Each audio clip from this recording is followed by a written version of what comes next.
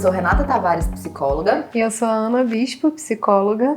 E essa é a segunda temporada do nosso podcast, O que é uma Mulher? Que delícia poder estar de volta, né, Ana? Sim, e com temas super interessantes. E a agenda cheia, né? Uhum. Então vamos começar? Bora. Hoje o nosso tema é sobre positividade tóxica com a maravilhosa, que foi a minha professora. E eu amo muito, e ela sabe disso. Juliana. Seja bem-vinda, Ju. Bem-vinda, Juliana. Obrigada pelo carinho, né, por essa recepção. Depois de uma introdução dessa, né, a gente fica até assim com o coração bem aquecidinho.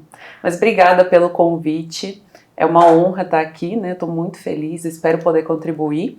E também gostei muito, assim, desde o começo, desde do título, né, do podcast, O que é uma Mulher, é bem intrigante, realmente, é algo que vale muito a pena falar sobre, né? E também o título desse episódio, claro, que eu vou falar com o maior prazer. Muito bom. Ju, conta um pouquinho de você, sua formação, quanto tempo você está na área. Tá. Minha formação, então, é em psicologia, né, a graduação. Eu me graduei em psicologia no ano de 2012, na Universidade Presbiteriana Mackenzie, em São Paulo. Sempre quis a clínica, né? A clínica nunca deixou de ser uma área de atuação que sempre foi a minha intenção atuar ali. Cheguei a me abrir para outras oportunidades, né? Empresas e tudo mais, mas realmente acabei ficando com a clínica. E foi o meu trajeto até hoje, né? Sigo na clínica. Me interessei pela psicanálise ainda na faculdade, então fui seguindo aí nos estudos psicanalíticos desde então. Então são todos esses anos também de estudos psicanalíticos, né, na área da psicanálise, estudo mais especificamente a psicanálise winnicottiana. E em 2021 eu tive um encontro com a docência, né, que foi um encontro muito especial. Eu nem imaginava o tanto que eu gostaria, né, de estar ali, mas assim que eu me encontrei com a docência eu pensei, nossa, é outro lugar onde eu tenho que estar, né. E deu muito certo, gostei muito também, hoje também sou professora da universidade, né, Universidade Anhanguera de Uberlândia, e também ofereço cursos, né, cursos particulares mesmo, né, no formato online estamos hoje, curso de diagnóstico psicodinâmico e introdução à psicanálise de Winnicott. E a espera do Luiz.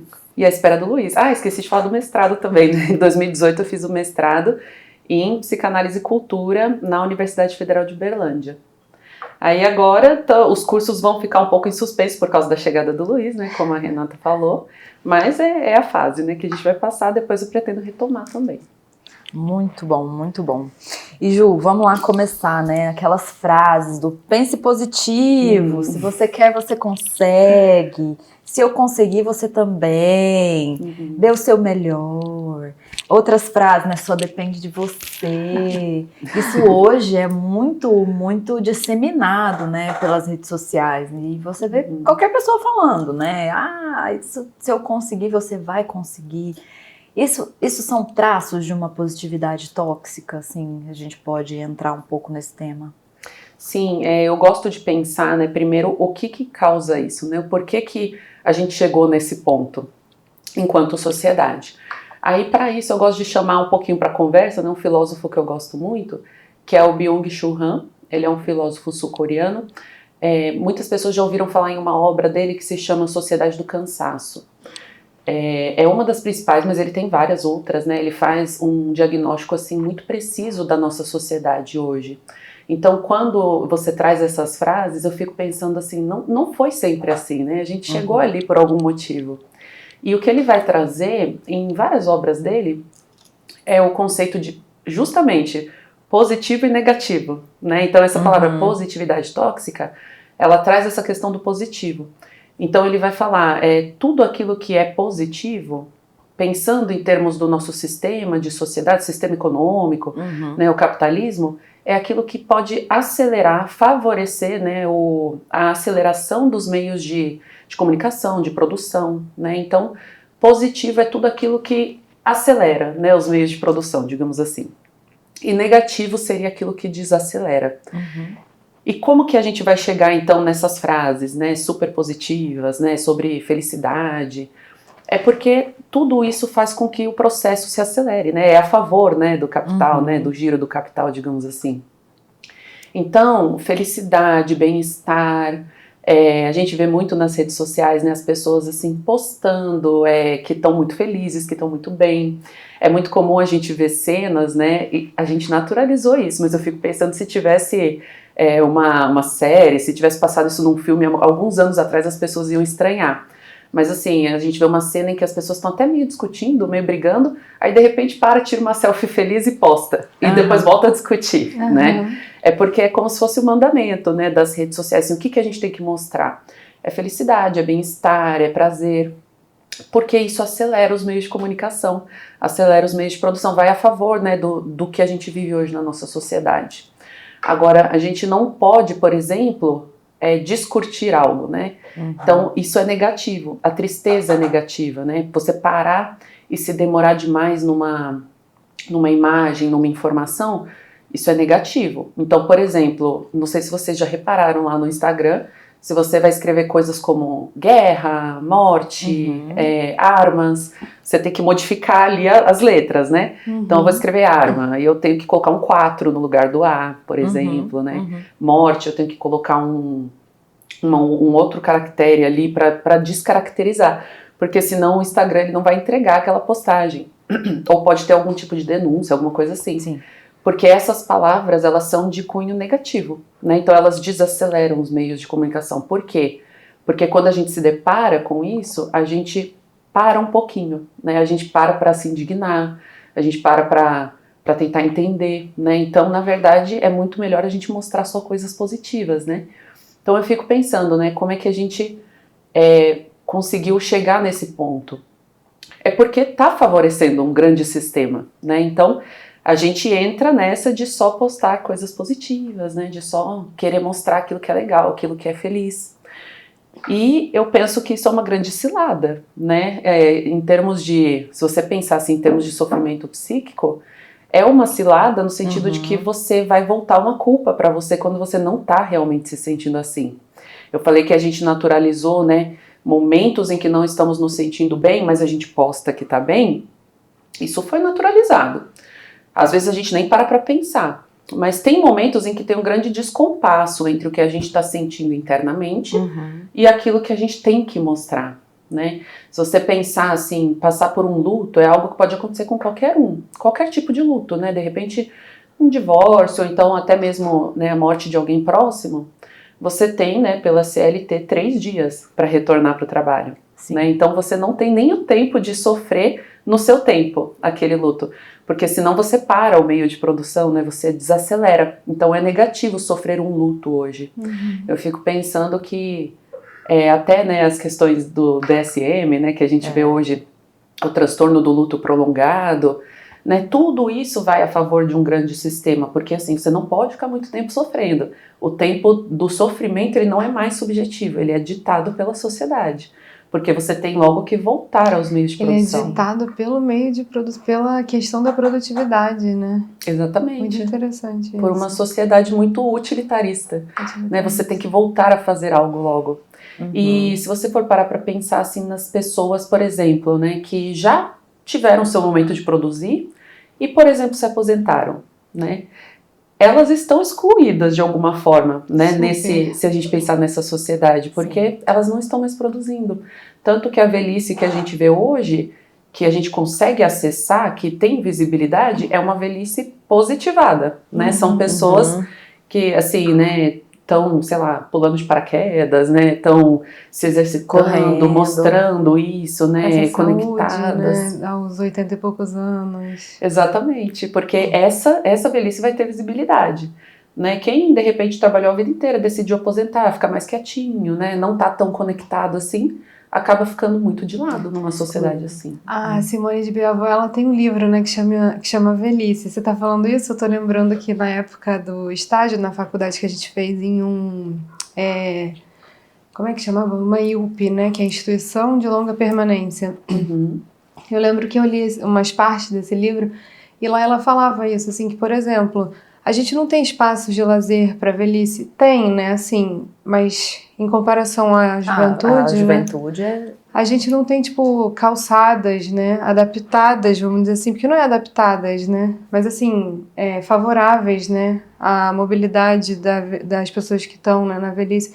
Enfim, ela super traz essa reflexão de um jeito todo beavoá, né, de ser muito profundo e muito duro, assim, né, mas, enfim, eu lembrei disso porque, de fato, né, assim, a velhice, ela parece que ela tem que ficar lá, né, na instituição de longa permanência, né, porque, e ela relaciona exatamente com isso, com essa coisa deles não estarem sendo produtivos mais. Isso, e desaceleram também, né, eles fazem, se deparar com essa velhice, né, que é a velhice considerada negativada hoje, né, negativa, nesse lugar onde a gente tem que parar um tempo, né, para ficar com eles, para cuidar, eles voltam a uma situação às vezes de cuidado também. Então, as instituições de longa permanência acabam ficando realmente sobrando como sendo um lugar quase que para marginalizar, né, nesse sentido. Né, não é julgando, né, quem coloca, né, idosos nesses lugares, pensando em termos de sociedade, né, não é nenhum tipo de julgamento ou preconceito, mas pensando em termos de sociedade, né, então é mais fácil deixar de lado, né, não ver eles andando nos espaços públicos, né, a questão dos assentos preferenciais, né, das filas preferenciais. Esse livro é magnífico, né, da Simone de Beauvoir, e ela traz também, né, que pensando, né, no que é uma mulher, a mulher, ela ainda é necessária para a sociedade, né? Então, ela evolui em termos de representatividade, que as mulheres conseguem essa evolução. Já os velhos, né, os idosos não evoluem, porque é como se eles nem fossem considerados, né, necessários, né? A mulher é necessária, assim, se a gente pensar na questão do corpo, de gerar um filho, essas coisas. Agora, os idosos não, né? Essa frase me marcou muito, tá lá nesse livro dela. Que eu pensei, nossa, realmente, se você for traçar uma história da velhice, tem pouca evolução, né, em termos de representatividade. A mulher não, a mulher ainda evolui. E você está falando isso, né, de a gente precisar, vamos dizer assim, né, marginalizar. Eu acho que, em parte, também eles ficam marginalizados pelos familiares, porque os familiares também precisam estar produzindo, né? Então, acho que tem tudo a ver com o que você discorreu. É um efeito dominó, né, mesmo. Exatamente. Assim, eu preciso estar produzindo para manter a minha casa, para manter aquele idoso também, que às vezes precisa de uma ajuda financeira, e aí vai todo um dominó na sociedade que exige que a gente seja útil e feliz ao mesmo tempo. Nossa. Exige que você esteja trabalhando 48 horas por semana, ganhando um salário ok. Que não dá para ter uma dignidade, né? E ser feliz no trabalho, né? Acho que é aí o caráter tóxico, né, da palavra positividade tóxica, porque isso se volta contra você de alguma forma, né? Você pensa que assim, tudo bem, né? Bem-estar, felicidade, tudo bem mostrar isso, tudo bem achar que está sentindo isso, mas a gente está falando aqui de uma dimensão humana, né? Por exemplo, a gente não está falando de felicidade em excesso em cachorros, né? A gente está falando de ser humano. Sim. Então, quando a gente fala da dimensão humana, a gente está falando que existe a felicidade, mas existem muitas outras, né, facetas aí que a gente pode vivenciar, né? Então, frustrações, sentimentos de falha e saber lidar com isso, né? É por isso que a psicologia, ela vai na contramão, né, um pouco, principalmente a psicanálise, né? Mas a psicologia como um todo, eu vejo que hoje faz um trabalho muito intenso em cima das emoções, né? Então, assim, sentir todas as emoções, se permitir sentir todas as emoções, entender os contextos, né, nos quais as emoções podem surgir e naturalizar isso para si mesmo, né? Esses filmes, né, o Divertidamente, né, que foi um sucesso. Eu fico feliz quando eu vejo isso, porque realmente, assim, é pra gente olhar para todas as emoções, todas elas são importantes, né? Eu vejo que a psicologia faz esse movimento. Mas, quando a gente fala, né, que a psicologia hoje está em alta, a gente vê muito uma demanda por sentir essa felicidade que está sendo o mando atual, né? Então, assim, por que eu não consigo me sentir feliz? Nas redes sociais mostra de uma forma, né? Mas quando chega ali no nosso consultório, a demanda muitas vezes é essa.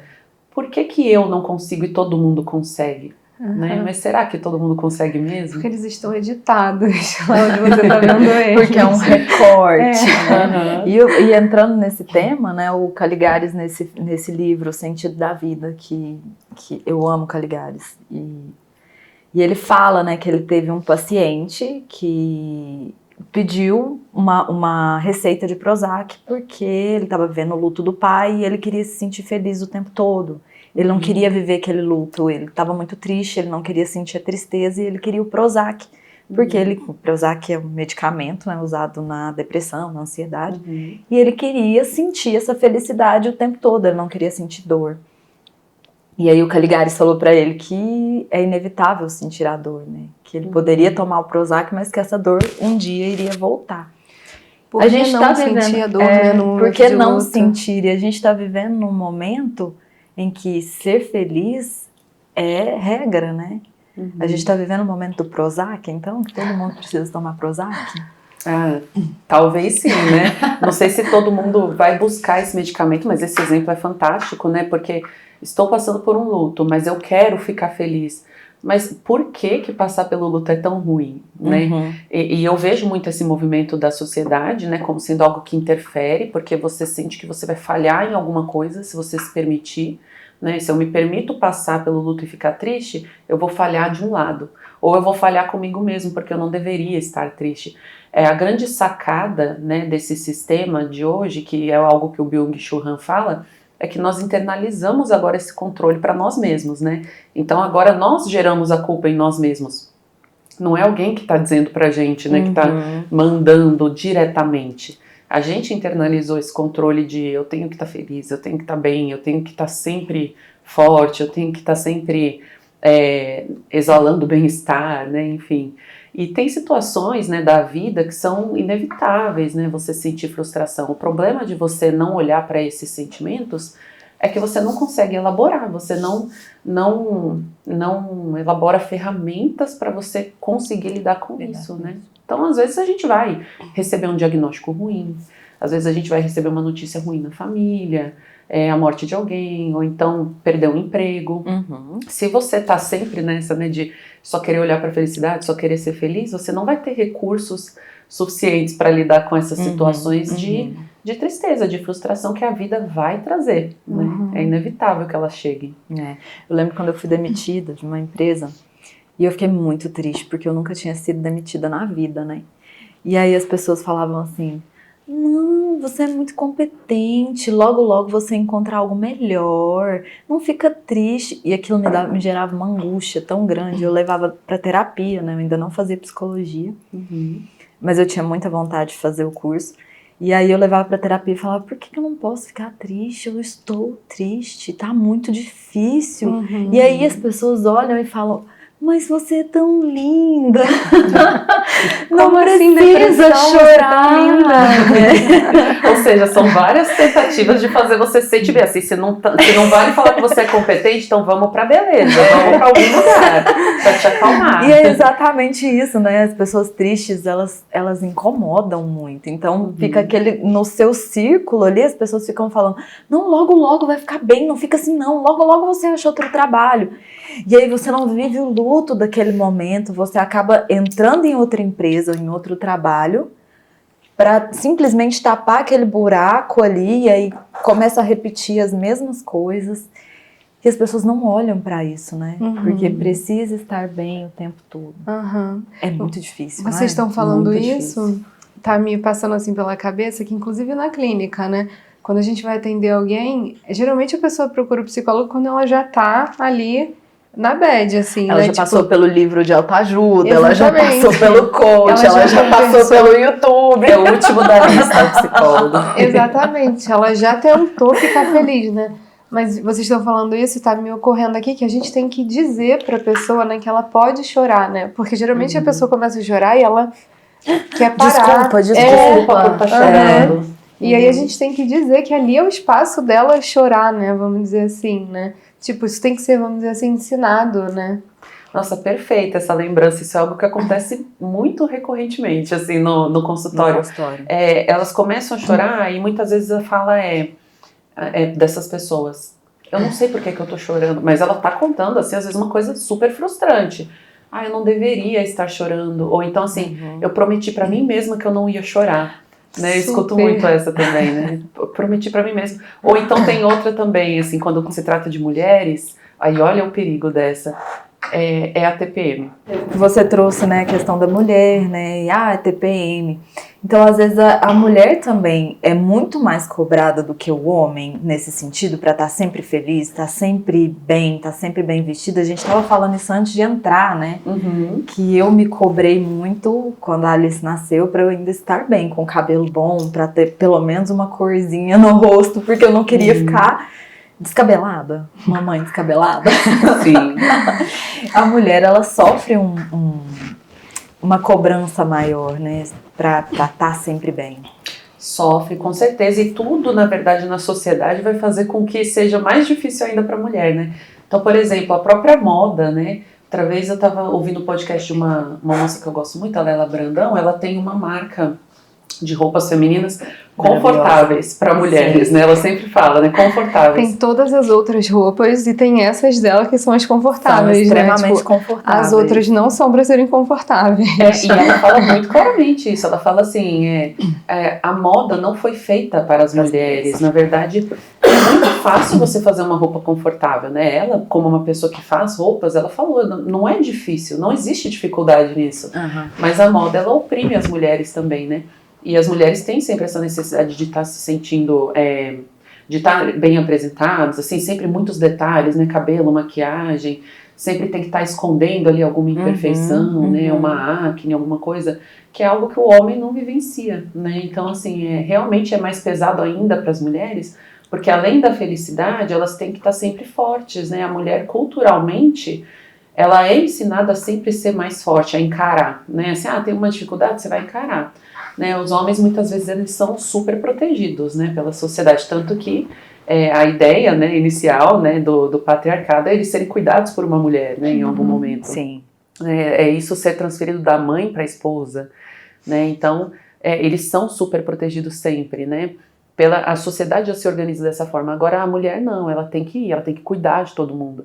E para você cuidar de alguém, você tem que estar forte, né, você tem que estar bem, você não pode desabar. Né? Tanto que tem uma fala, né, Renata, você já deve ter ouvido, mãe não fica doente. Não.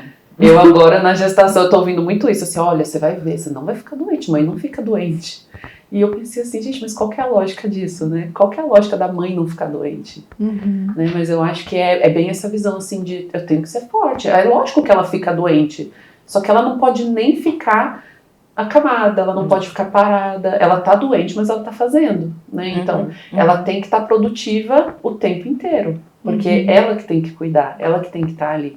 É nesse sentido que a mãe não fica doente, fica, mas ela vai doente. Ela passa por cima. Ela vai doente com febre de quase 40 graus e ela tá ali.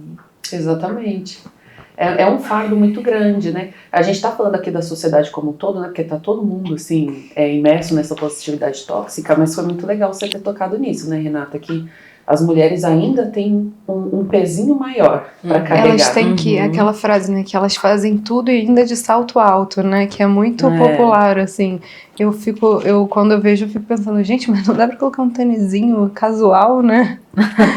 Exatamente, né? Uma mulher sempre demora mais tempo para se arrumar. E o pior é que isso ainda é levado como uma coisa ruim, né? Há um esforço ali de eu ter que demorar um pouquinho mais, ter que me organizar um pouquinho mais, porque tem que, né? Tem que e ainda é levado como piada, né? Assim, né? Tem muitos memes, muitas piadas relacionadas a isso, né? Essa questão de, que mulher sempre demora. Ou então a mulher ela não pode demonstrar sentimentos como raiva, como frustração, porque daí as palavras muito utilizadas, né? Da histérica, louca, né? Então a mulher ainda com certeza ela carrega um fardo muito maior nessa sociedade da positividade tóxica. Para ela, as coisas se voltam assim de uma forma mais pronunciada ainda. E para psicanálise, essa positividade tóxica, né? Como a psicanálise vê isso? De que forma que a gente pode traduzir um pouco isso para a psicanálise? Na psicanálise, a gente entende assim que reprimir, né, essas emoções, eu penso assim, vou mais pro lado de Winnicott, né? Seria algo inautêntico, né? O grande problema é que nós viramos seres humanos inautênticos, né? Então, quando a gente fala, né, dos conceitos de verdadeiro self, de falso self, de Winnicott, a gente está falando assim, né? O verdadeiro self seria você conseguir se conectar com os seus verdadeiros sentimentos, né? Com os seus verdadeiros pensamentos, a forma de ser, a sua autenticidade, aquilo que é autêntico seu. Esse é o seu verdadeiro self, né? O falso self são conceitos assim, claro, né, muito profundos, né, mas falando assim de uma forma mais tranquila pra gente entender, o falso self seria tipo uma máscara, né? É uma máscara que a gente coloca para proteger aquilo que é nosso, que é autêntico, porque a gente tem um pouco de medo de mostrar. E aí a gente coloca aquela máscara se submetendo ao ambiente, né? Então, esses conceitos de Winnicott, eles são bem complexos, mas se a gente entender dessa forma, o falso self é uma submissão ao ambiente. Então, quando eu falo, né, todos nós estamos nessa sociedade da positividade tóxica, a gente está se submetendo a alguma coisa. É por isso que é nesse sentido de um falso self. Então, a gente está deixando a nossa autenticidade de lado, né? Como a Renata falou, né? Eu quero estar triste, eu perdi o emprego, mas eu não posso nem ser autêntica na hora de sentir uma tristeza, na hora de perder o emprego, porque a sociedade não deixa. Então, eu tenho que colocar essa máscara, né? Então, é muito isso que a gente vê hoje, né? As pessoas, elas estão indo muito mais para esse lado da máscara e esquecendo delas mesmas, né? Umas frases mais doídas, assim, de ouvir no consultório, é uma frase que parece que não tem nada demais, mas é muito doído ouvir isso. É quando alguém fala assim, eu tô com saudade de mim, né? O sentimento de saudade, ele já é complexo. Sim. E sentir saudade de alguém, a gente sabe que é doído, né? A gente sabe que é algo assim que a gente sente, mas tem aquela dor, tem aquele sentimento assim de, nossa, queria estar ali. Agora pensa, tá com saudade de você mesmo. É uma frase doída, né? Mas ao mesmo tempo a pessoa que consegue chegar nesse entendimento, ela já entendeu alguma coisa. Ela já entendeu que em algum momento ela se desconectou dela. Né? Então eu vejo que a psicanálise, né, a psicanálise de Winnicott, ela contribui muito nesse sentido, para o sujeito se reencontrar ali. E a gente fica pensando, mas é possível ele se reencontrar numa sociedade dessa? Porque ele está sendo o tempo inteiro bombardeado ali com informações, né, com maneiras de agir, né, com técnicas, com protocolos. Então, em um processo de análise é possível, né? Eu vejo que é perfeitamente possível você conseguir conduzir a pessoa para esse lado mais autêntico, onde ela possa, de uma forma criativa, né? O Winnicott fala muito da criatividade, né? Então, de uma forma criativa, a pessoa vai conseguir viver nessa sociedade da positividade tóxica, mas ela vai conseguir, de alguma forma, ter algo que é dela, se continuar conectado com ela. E isso é muito importante, isso é o fator de saúde, né, para o Winnicott, na verdade. A gente fala que saúde, a gente vê muito, né, como sendo ausência de doença, ausência de transtorno, né. Ah, se eu não tomo Prozac, né, se eu não tomo nenhum remédio de tarja preta, então eu tenho saúde. A gente está tendo muito esse índice de saúde. Na verdade, para o Winnicott, saúde é poder ser você mesmo, né? Que parece ser uma coisa banal, mas não é. Porque a gente vai se perdendo da gente ao longo da vida, né? Principalmente se a gente está dentro dessa sociedade. Você falou da questão da TPM antes, né? E eu lembrei que a gente estava até conversando sobre isso aqui um pouquinho antes. Eu acho que rola uma biologização também da tristeza, assim, né? Tipo, é muito comum hoje em dia, médico, influencers, né? Eles ficam lá, você tem que liberar serotonina, então tem que acordar 4 da manhã, tem que fazer atividade física, tem que comer brócolis, e assim você vai liberar serotonina e endorfina no seu corpo e tal. Pra você se sentir bem, pleno. Tipo, esse é o caminho. Fazer a corrida, tem que correr. Tem que se inscrever na corrida de R$200, tem que tomar o suplemento de 300, né? Tem que ir na academia boa, né? Porque quem que dá conta, né, de ir numa academia muito lotada, né? Depois de um dia inteiro de trabalho. Enfim, aí você falou da TPM, eu lembrei disso, assim, né? Só que a impressão que eu tenho, né, de que você pode fazer tudo isso, né? Que em algum momento a angústia, ela vai vir, né? É constituinte, assim, né? Uma coisa que não vai...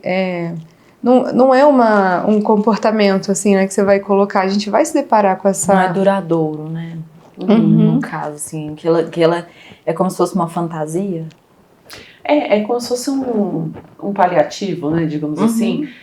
A pessoa, ela vai se deparar com a vida, com a realidade, da forma que ela é em algum momento, e o interessante é que ela tenha ferramentas, que ela consiga de uma forma criativa lidar com essa realidade, né? A realidade compartilhada, né? Que o Winnicott fala. Então, assim, a realidade ela não vai ser bonita, mas você vai conseguir lidar com ela, né? Você, de forma criativa, você consegue, se você tiver esse senso de autenticidade, né? Agora, quando a gente vai perdendo isso, realmente, assim, essas fórmulas, né, que você coloca, né, que as pessoas falam, acorda, faz tanto tempo de exercício, toma lá determinado termogênico, não sei, enfim, e vai seguindo essa fórmula aqui que é o sucesso, né? Isso aqui é o sucesso. Pra você liberar o hormônio da felicidade. E aí eles falam nos hormônios, eu acho engraçado que hoje tá todo mundo sabendo, né? O que é uma serotonina, uma dopamina, o que é a endorfina, né, do exercício.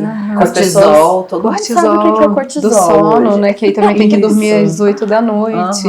Você pode se alimentar até às 7 da noite, porque 11 horas libera não sei o que lá de um hormônio que eu nem lembro o nome. Elas até postam assim, endorfinados, né? Terminou o exercício. E é engraçado essa questão do post do exercício, né? Que é como se assim, eu cumpri, né? É como se estivesse dando satisfação mesmo, né? Como se estivesse batendo ponto ali. Eu cumpri. O pago vai muito nesse sentido, né? De essa culpa eu não vou carregar, porque eu fui, né? Às vezes a pessoa realmente assim, foi morrendo, mas foi, né? As pessoas falam. É claro, gente, né, que o exercício traz benefícios e tudo mais, mas claro que nós o que somos você também traz... um corpo, né? Também. Mas não só isso, né? Exatamente, e assim, o que as pessoas trazem é assim, você tem controle sobre o seu corpo, basta você querer, basta você fazer. E eu sempre falo, né, tem umas frases que são muito problemáticas, né, por exemplo, todos têm as mesmas 24 horas num dia. Nossa. Pessoal, não tem, não tem as mesmas, né, uma pessoa que anda de carro, uma pessoa que anda de ônibus, elas não têm as mesmas 24 horas. Uma mãe de um recém-nascido não tem as mesmas 24 horas de uma pessoa que não é mãe, tem filho. né, que não tem filhos. Uma pessoa que realmente assim, tem que trabalhar 14 horas por dia e pegar 3 horas de condução, ela não tem as mesmas 24 horas. Então, uma pessoa que pode almoçar num restaurante saudável e caro não tem as mesmas 24 horas da pessoa que tem que cozinhar a própria comida. Que tem que ir na feira, que tem que lavar os próprios alimentos, que tem que cozinhar, que tem que arrumar tudo depois, né? Então, realmente, não são as mesmas 24 horas, mas a gente vai aceitando essas falas como se fosse assim, nossa, é mesmo, eu não faço porque eu não quero. E aí começa esse peso, esse fardo, e é muito... num lugar quase de uma autopunição, assim, né? Se eu não fizer, eu preciso até me punir por causa disso, né? Porque como que eu não pude fazer o que tá todo mundo fazendo? Porque se eu abrir a rede social, tá todo mundo fazendo. Como é que eu não faço? Né? Então, realmente as pessoas internalizaram demais esse controle. E isso causa um sofrimento tão grande que quando a gente vai ver no consultório, né, a relação aí da psicanálise, né, com o que as pessoas estão trazendo, é porque lá elas falam, né, sobre isso. Nas redes sociais não, né, nas conversas, né, você sempre pergunta, né, você encontra alguém, tá tudo bem, né, porque se eu falar que não tá, a gente não pode seguir pra nossa vida, né, se eu encontro alguém no elevador, eu tô saindo pra trabalhar, se a pessoa fala que não tá tudo bem, eu tenho que parar e ouvir, né, então a convenção social tá tudo bem, né? Vamos seguir a vida. Fora que também é quase que você é quase que você se atestar de que você fracassou, né? Assim, eu não fiz porque eu não quis, que se eu quisesse eu teria feito, então eu fracassei, eu não fui na academia, eu não me alimentei bem e tal, porque, enfim, porque eu tô me conduzindo ao fracasso, né? Quase que isso, né? Exatamente, a responsabilidade é toda sua, né? Ninguém vai estar falando pra você assim, não, você tem que ir, você tem que fazer, às vezes vai, uma recomendação médica, um parente, mas nem precisa disso, você já vai ter isso, né, nos seus colegas, nas redes, nas notícias que vão aparecer, porque às vezes você abre lá o Google, sei lá, né, aí aparece uma notícia, o brócolis faz muito bem pra saúde e prolonga o seu tempo de vida mais 10 anos, né. Aí você fica com aquilo, né? A gente lê rápido essas notícias, porque essa era da informação também é um grande mosaico, né, de notícias, a gente não se aprofunda muito em nada. Mas aí a gente fica com aquilo, a gente internaliza, né? E aí, às vezes você tá odiando comer aquele brócolis, mas você come porque, nossa, vai 10 anos a mais de vida. Né? Você pensa na cinturinha fininha. Assim eu vou vencer na vida. Eu vou ter o que todo mundo tem. E sabe o que é assustador, né? Nessa da gente prolongar a vida, né? Porque muitas vezes o discurso é esse, né? O discurso da vida saudável, ultra saudável, do positivo, do bem-estar. é de prolongar a vida, né? Nessa de prolongar a vida, a gente perde vida. Olha que interessante, né? Porque a gente ocupa o nosso dia com tanta obrigação que cadê a parte da vida ali, né? O que a gente está vivendo de fato? Você às vezes prolonga, né? Por, sei lá, você vai viver mais de 100 anos. Tá, mas você viveu mesmo? Né? Que é um outro conceito que o Winnicott vai trazer, né?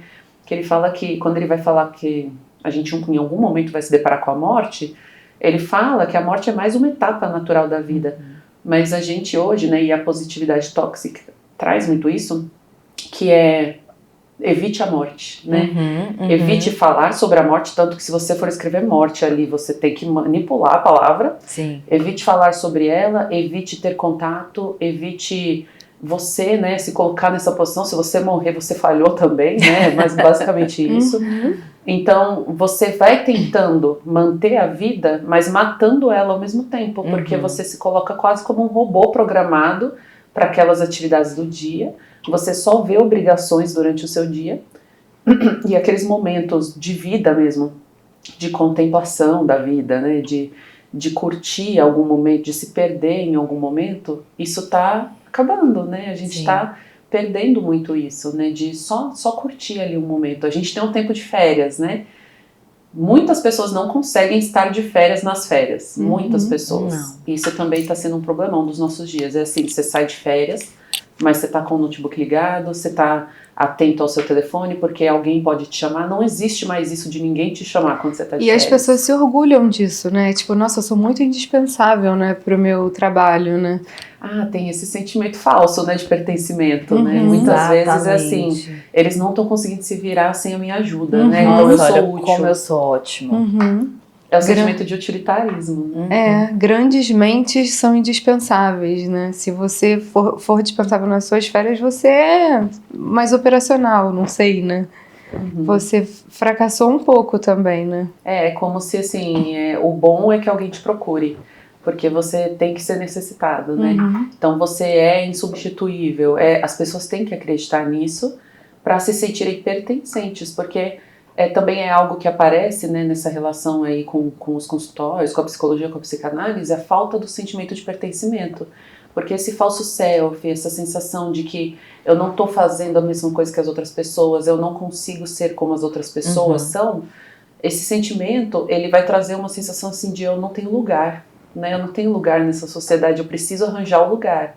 Né? Então, por isso que a gente acaba entrando nessa de não, eu vou ser igual, eu tô aqui brigando, mas eu vou tirar uma selfie fingindo que eu tô feliz, porque eu não posso deixar passar, né? Eu tenho que estar ali para eu pertencer, eu só pertenço se eu fizer isso, né? E também é importante falar que não é ruim você postar momentos felizes, né? Não é ruim, né? Não é isso que a gente está falando, eu acho que é importante ressaltar isso para não ser entendido de forma errada, assim, desde que seja genuíno e autêntico, né? Em momentos que você está muito feliz, é muito comum você postar, né? Que você está se sentindo muito bem. Ontem mesmo eu fiz uma postagem, né, sobre o meu processo da gravidez, porque era como eu estava me sentindo mesmo, assim, eu estava me sentindo super bem, eu estou indo para o último mês. Foi um processo totalmente diferente do que eu imaginei, mas por um lado bom, assim, eu imaginava que ia ser ruim, está sendo muito bom. E eu quis externalizar isso para deixar registrado, né, como eu tô me sentindo. Pode ser que no próximo mês eu me sinta o oposto, mas tá tudo certo também, né, se for. Mas naquele momento, genuinamente, era aquilo que eu tava sentindo. Então tudo bem postar momentos felizes, né, o problema é que a gente normalizou não estar bem e ter que fingir estar bem, e ter que colocar essa máscara, né, pro meio social me ver bem. Juliana, você falou, acho que a gente ainda nem tinha começado a gravar, né, que a psicologia ela tá em alta, né? Que hoje em dia todo mundo quer um psicólogo, né? Aí a gente tá aqui conversando, eu tô aqui pensando, gente, eu acho que as pessoas estão desesperadas pra terem esse lugar onde elas podem ficar tristes, né? Hoje em dia. Vai ver a alta da psicologia, ela tem, né, uma relação com isso, né? De você conseguir sair um pouco dessa rede social, assim, né?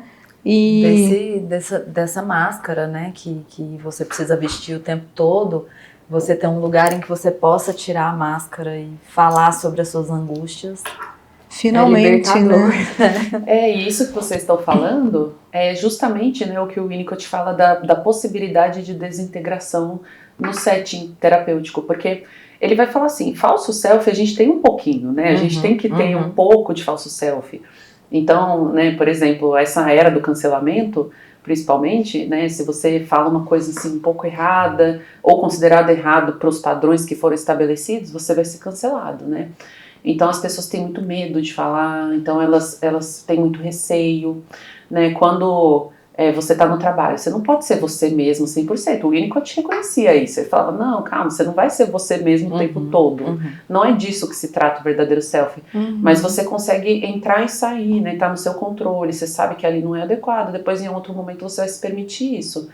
O setting terapêutico, né, o setting analítico, ele deve proporcionar isso, né? A pessoa poder ter um momento ali de desintegração, um momento em que ela não tá com essa máscara, né? E ela poder realmente expressar as emoções dela.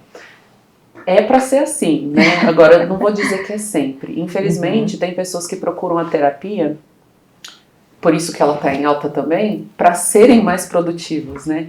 Justamente para poder entrar, assim, né, nesse funcionamento. Então, às vezes procuram porque, eu não estou conseguindo fazer 30 atividades no dia, então eu preciso que você me ajude, né? A demanda delas é essa, muitas vezes.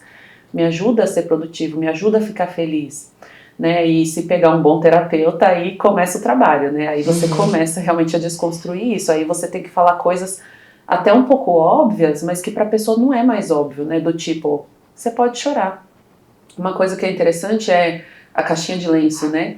O ato de você entregar um lenço para alguém pode parecer também uma bobagem, assim, só estava mais perto de mim, mas na verdade já é um ato de acolhimento, né? Já é algo que você tá mostrando para a pessoa assim, tá tudo bem, eu vou até te dar um lencinho para você poder aproveitar o seu choro mais confortável, né?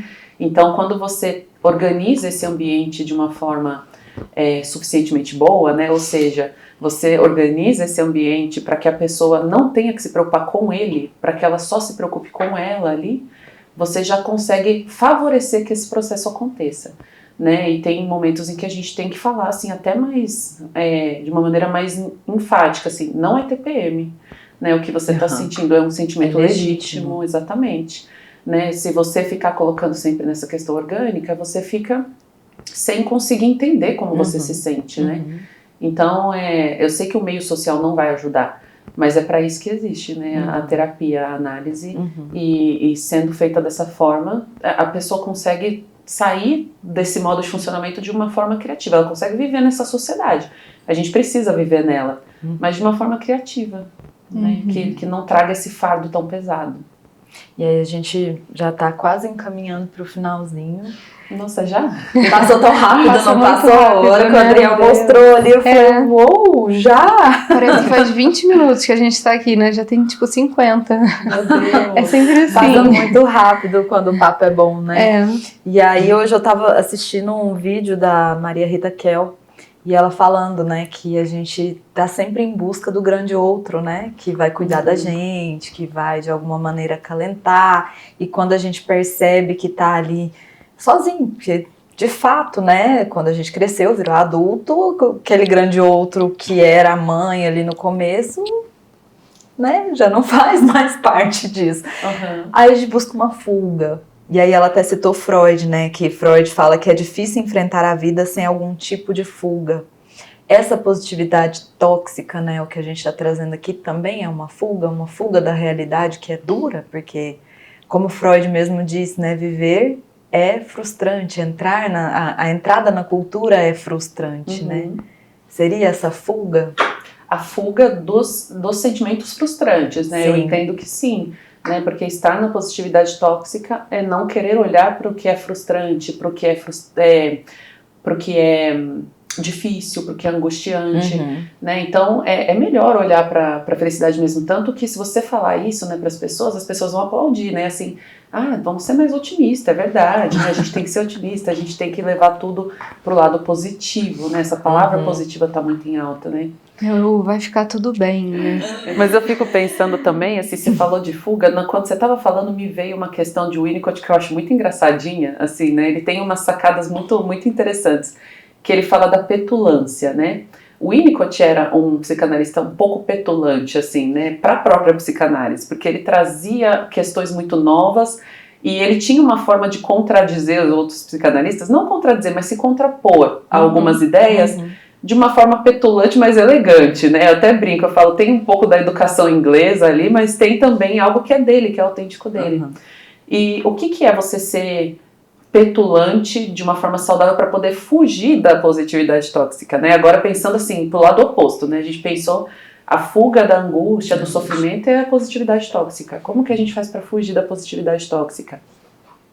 Essa fuga, né, seria essa petulância, assim, né, de você conseguir não se submeter demais, né? Você vai acabar submetido, não tem jeito. A gente tá falando isso aqui, mas a gente já tá cheia de compromisso, né? A gente já tá pensando que o dia vai acabar tarde, porque a gente tá aqui dentro dessa sociedade mesmo, né? Mas eu fico pensando assim, né? A gente consegue também, de alguma forma, ser um pouco rebelde, né? Então ele fala que o ideal é você ser rebelde na medida certa.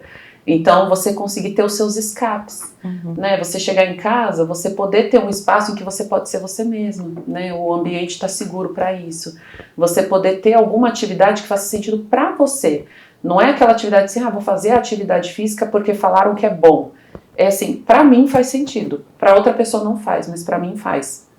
Ou então ler um livro, ou então ficar olhando a janela, né? Assim, ontem, antes de ontem, a lua estava super bonita, né? E eu fiquei pensando, nossa, que vontade de ficar olhando para a lua, mas não podia, né? Mas assim, você fica assim, nossa, a gente perde isso, né? Um dia como esse não vai se repetir. E às vezes é isso que vai ser a sua rebeldia, assim, não, hoje eu vou ficar olhando para a lua. Você tem que ser suficientemente rebelde, né? Exatamente, gostei do termo, suficientemente rebelde, porque tudo tem que ser na medida certa. Na medida. Né? E também lembrar, né, que nós somos constituídos por falhas ambientais, né? Então, assim, desde pequenos, né, quando eu falei, a gente está falando aqui de ser humano. Então, o ser humano, ele nasce num ambiente em que ele é 100% dependente de outra pessoa para cuidar dele. Mas essa pessoa que vai cuidar dele, ela tem que falhar em alguns momentos. Olha que interessante, a gente se constitui nas falhas, a gente não se constitui na positividade, na perfeição. A gente se constitui em pequenas falhas, só que são falhas pequenas, né? Não pode ser uma falha gigante. Quando as falhas são pequenas, em pequenas doses, a gente vai se constituindo e amadurecendo, né? Agora, pensa se tudo for perfeito, se tudo for positivo, se não tiver falhas, a gente nem consegue amadurecer, né? Então, desde pequenininhos, assim, a gente precisa dessas pequenas falhas para a gente poder caminhar, né, para a vida, para a gente poder entrar na realidade, para a realidade poder chegar e a gente não se assustar tanto, né? A gente conseguir lidar com ela de forma criativa. Muito bom. Muito bom. Eu ficaria aqui o dia todo. Eu também. Nossa, eu também, gente. Eu nem percebi que passou tanto tempo. Muito obrigada, Ju, por ter aceitado o nosso convite. Obrigada por trazer tanto conteúdo. A gente foi falando, foi passando muita coisa aqui. Sim. Ficaria perguntando muitas e muitas coisas, inclusive uma frase que o Winnicott fala, né? Que é, quando eu morrer eu quero estar vivo. Ai, adoro essa frase. Que eu espero que quem esteja ouvindo, quando morrer, esteja muito vivo, né? Vivo de vida, de autenticidade. Porque isso faz a diferença no mundo, faz a diferença pra gente, né? A gente nunca mais é o mesmo depois que entra num consultório. Graças a Deus. Nossa, fechar com essa frase eu acho incrível, né? Que realmente nós possamos estar vivos, né? Estar aqui de uma maneira autêntica, né? Não só passar pela vida cumprindo obrigações, né? Mas é realmente estar presente ali, estar vivo, estar experienciando os momentos, né? Que quando a gente morrer, a gente possa estar suficientemente rebelde, né? Muito bom. Sim, esse tema também foi ótimo. Suficientemente rebeldes. De uma forma não reativa demais, mas necessária, né? Pra gente não se submeter totalmente, né? Mas eu que agradeço o convite, assim, foi muito especial estar aqui. Realmente o tempo voou, né? Porque a conversa estava muito boa mesmo. E parabéns pelo podcast. Estou à disposição para outros momentos, se quiserem me chamar. Vamos. Eu adoro, né? Adoro conversar sobre esses temas. Vocês trazem temas muito interessantes, né? Eu comentei até com a Renata, eu assistia assim. Parece que o tempo passava muito rápido, né? Um episódio passa rápido, eu assisti todos, eu gostei muito da forma que vocês abordam, então parabéns, continuem com esse projeto que eu sou fã, já virei fã. Obrigada, e a gente é fã de você como profissional. Obrigada. Não preciso falar, né? Ela já sabe. Muito obrigada e até o próximo. Até o próximo.